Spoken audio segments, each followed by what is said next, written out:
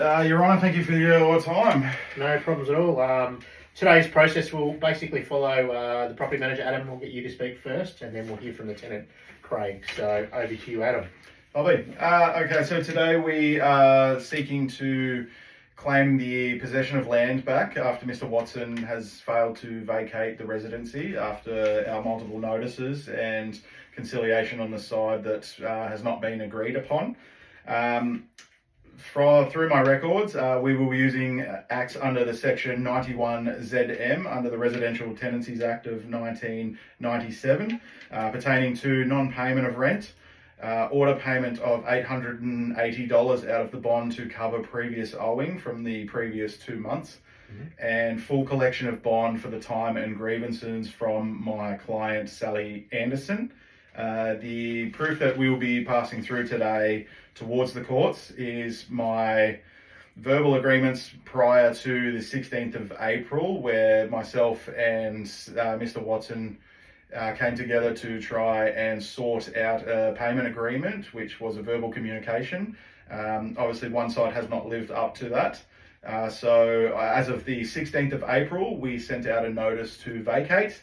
As of the 4th of May, Mr. Watson has agreed to leave, but obviously has not exited the premises. As of the 10th of May, Craig still has not left, and this is why we bring it to the courts today. As a part of all of our proof, we have brought together all copies of notices, times, dates, emails, and have recorded alongside the bond details, so the judge can figure out exactly the figure that we're working with here. Also, I've attached a similar case, Sharp versus Silver, for a similar outcome of inability to pay rent and exits of the place.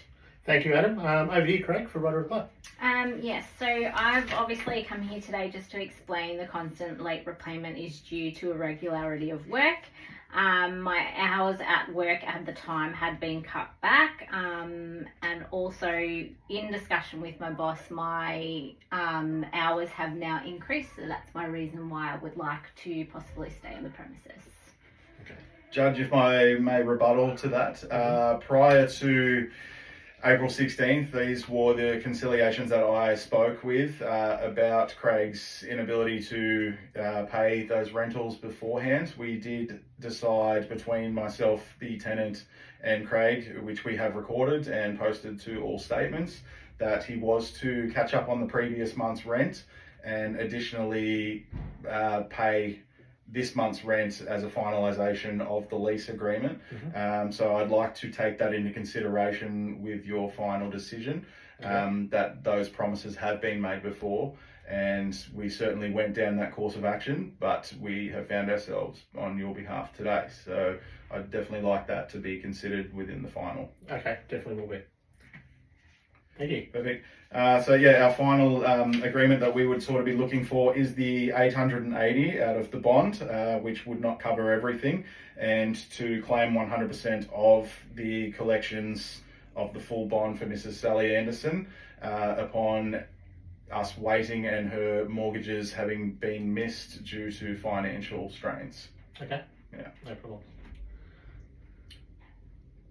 Anything else on those?